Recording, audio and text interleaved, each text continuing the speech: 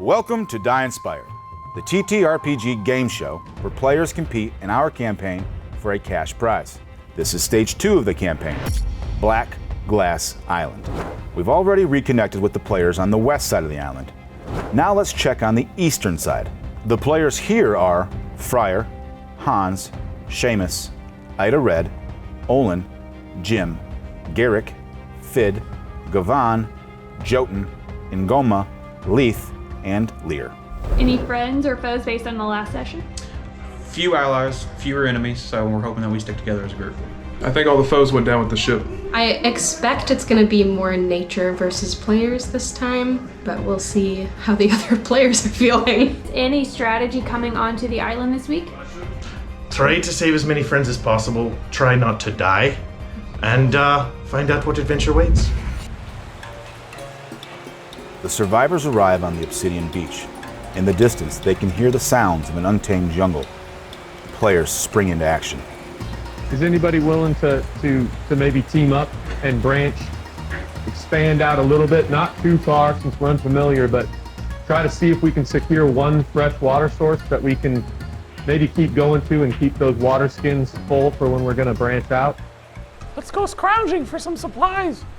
Like maybe there might be food and extra water skins and such.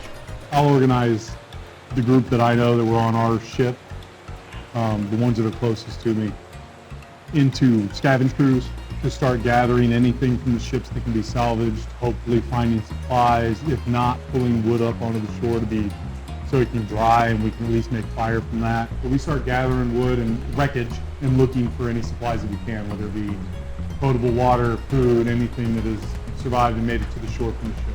I'd like to see if we could get a couple of folks that are able to either build some wildlife snares by the wood line and possibly create shelters. What are you expecting to find as you start to navigate Black Glass Island this week? Probably treachery. Likely to find a lot of backstabbing and a lot of scrabbling for materials. I'm not trying to dominate here. When we're looking for water, let's keep in mind that we don't know what's out there. So I think it'd be wise if all of us, I know I don't have any special skills for salvaging resources, but I do have martial skills. So I will be ready if we encounter something that is not good, but if we stay together, even though our search area is smaller, it's better if we're together so that we can pull everything together to try to survive, as long as you guys agree. I think as long as we're not in groups smaller than 3 in case there's any of y'all that are backstabbers like on the boat. Yeah! So if there's only 2 of you, one person disappears. With 3, it's a little harder. I say the clerics stick together. I feel like the cleric is trustworthy. I think the halfling is a traitor pretending to be nice. No, all my foes stayed on the boat.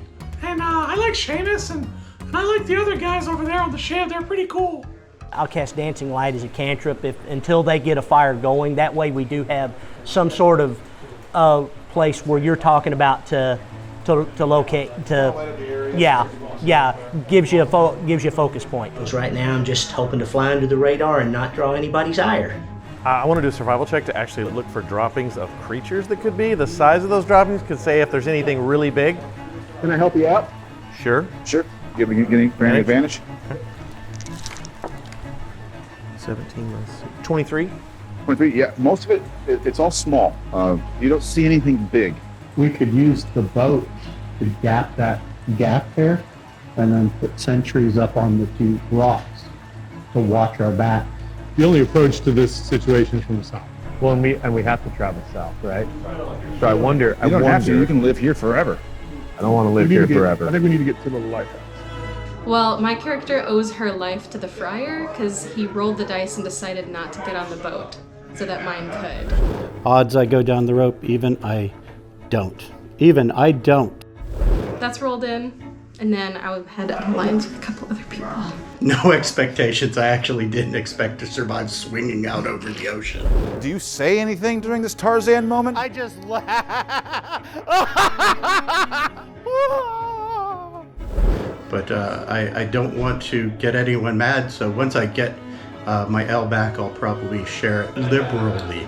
We still need to have someone watching to our north, just in case.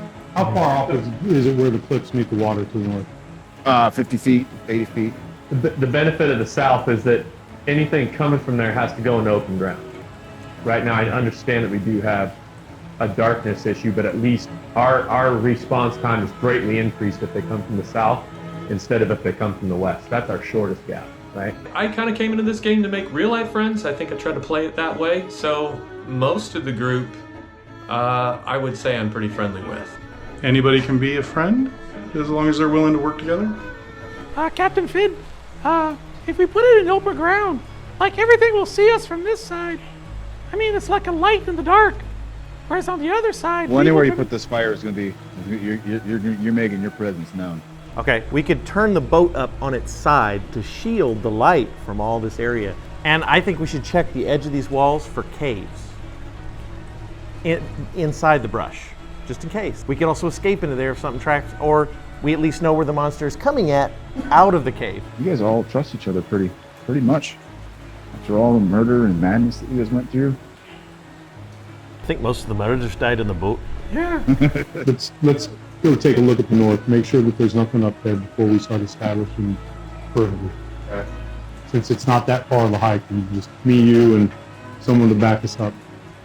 And I would suggest, as long as the person is willing, whenever we peel off, we want to make sure we take somebody that can buff.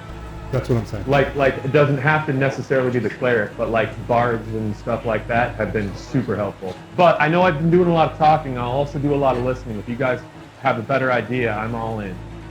Garrick leads a small search party to the north to explore their surroundings. As they walk, the beach narrows to a dead end. The players pause for a moment as they feel a slight rumble in the ground below them. Back to the group. Back to the group. Let's go.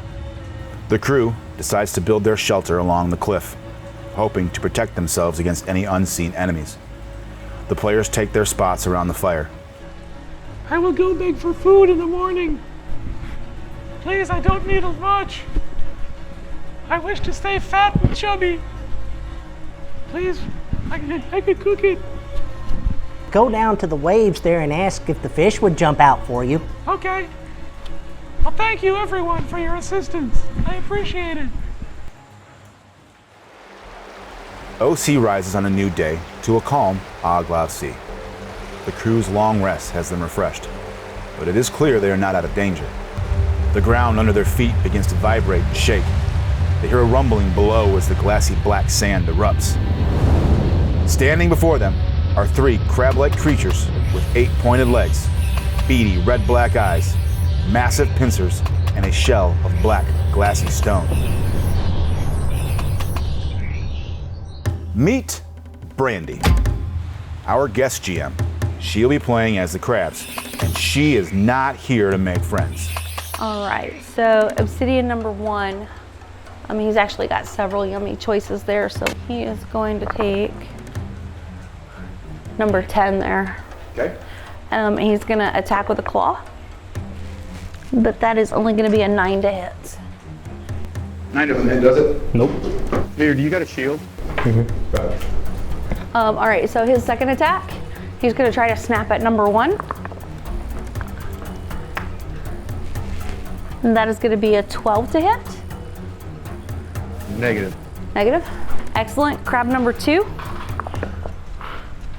As a natural 1. On Garrick. Ooh. All right, so that was surprise round, so we go to the top of the order. To fit. So I'm going to start circling Obsidian Crab 1 towards Obsidian Crab 2. And then I am going to attack Obsidian Crab 2. Okay, so that's a 10 plus 5 to hit, so that's going to be a 15. Right on. All right, so I'm rolling for damage. Okay, so that's an 8 plus 3, 11. I'm going to cast Fairy Fire, put it where those 2 will get hit and nobody else will get hit. Yep, gotcha. So you'll have advantage on attacks against them. Yeah, so they need to make a dex save, DC 13. Dexterity. 6. On 1, what about 2? And 2 is a 5.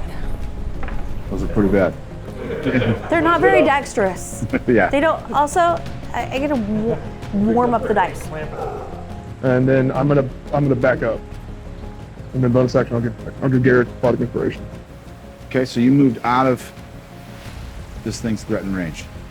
Attack of opportunity? Yep, 1. That's what I'm talking about.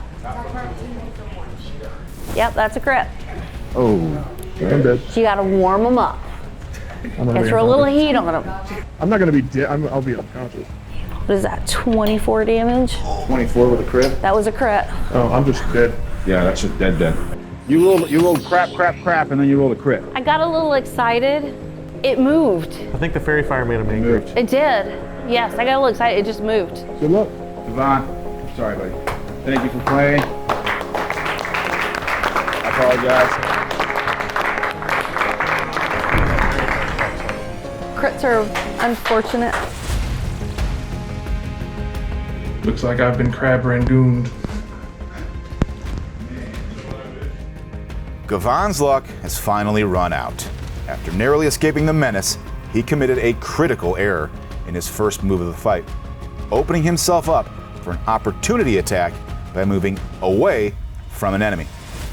Remember, you can run and die tired, or fight, die inspired. See you next time.